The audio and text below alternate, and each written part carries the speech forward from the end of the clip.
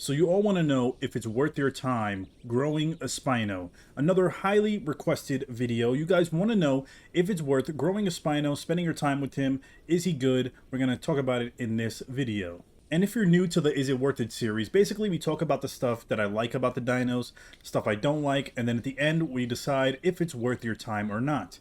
And if you have certain dinos you want me to cover as well, drop them in the comments below, and whichever one I see has the most interest, I will make a video on it. So the first thing obviously would be your Spino build. Now, you could really do balance, you could do speed, or defense. Now, personally, I would say you could either go with balance or speed.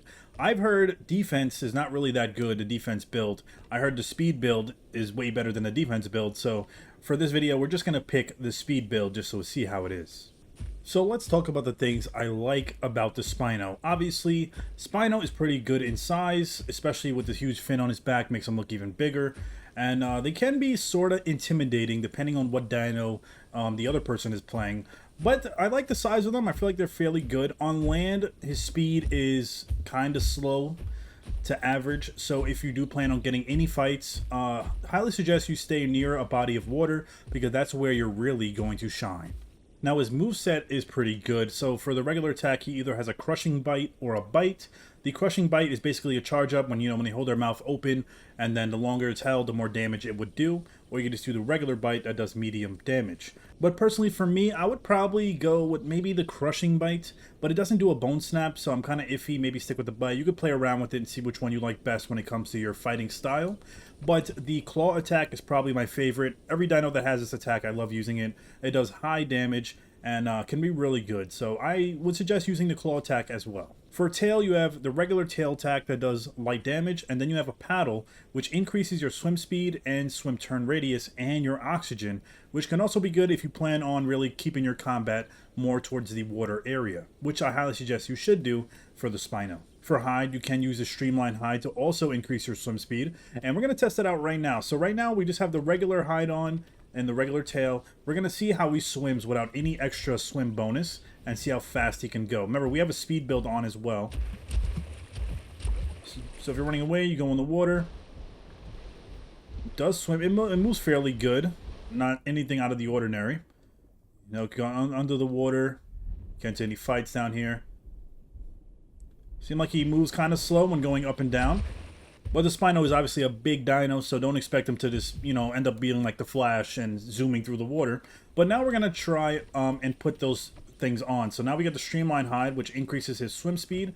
Then we're going to put the tail that increases his swim speed as well. And now we are going to try it. And I believe when you put those stuff on, it does not decrease your land speed, so you'll still run the same on land. But let's say now if I was getting chased and I had to run in the water, let's see how fast we would go. Okay, the speed-wise, it kind of... Oh, no, it does feel faster. Okay, the turning feels way better. So if you're fighting something in the water, you can see how much faster we would turn. Sorry, I'm not most experienced when it comes to water combat. I don't really play water dinos that much. But you can see when you're above the water, we can turn really fast. So if you're getting chased, if you're getting attacked by a Sarco, be able to turn, claw, and just really defend yourself a lot better. So, yeah, if you want to keep that build on, you can. For those of you that play Spino more and you know the better way to do it, also put your opinions in the comments below because we help each other out around here. Now, thanks to one of my subscribers, I can now look at the stats of all dinos, and I can tell you the exact stats for the Spino, and then you guys can let me know what you think about it. So the Spino's maximum health is 1,000. That is the same health that the T-Rex has. So the T-Rex and the Spino have the same exact health. The Spino stamina is only 100, while the T-Rex stamina is 150. The Spino does have a little bit less stamina than the T-Rex when you're on land, as expected, but when you're in water, your stamina drains way slower, so you'll be a lot better in water. The Spino's swimming speed is 500 compared to the Sarco's swimming speed, which is 600. So the Sarco is still a little bit faster than the Spino in the water, but the Spino is like right there behind it.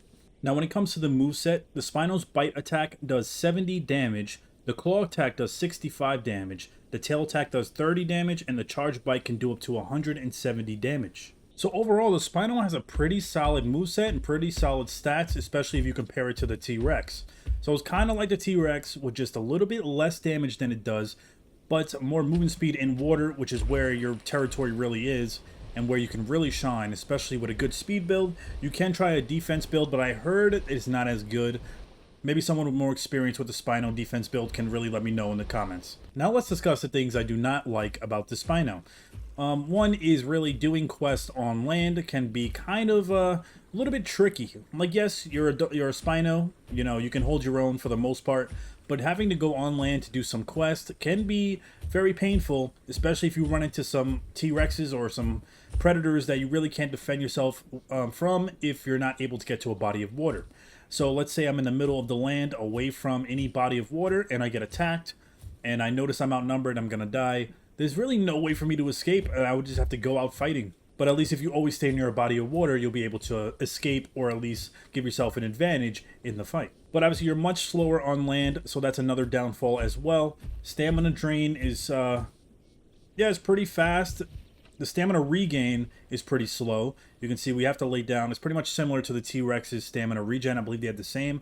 So it takes a while for the stamina to go back up, so you have to be wary of that. And another thing is, if you end up going 1v1 against other apex predators, is like the T-Rex, or maybe some big herbs like a trike, a bars, or a duck, fighting them on land, you would probably lose that fight maybe 8 times out of 10, really depending on your combat style, your build, and the other player's combat style as well. So on land, his 1v1's probably not that good, but if you could bring it to water and have the advantage on your side, you can do a lot better.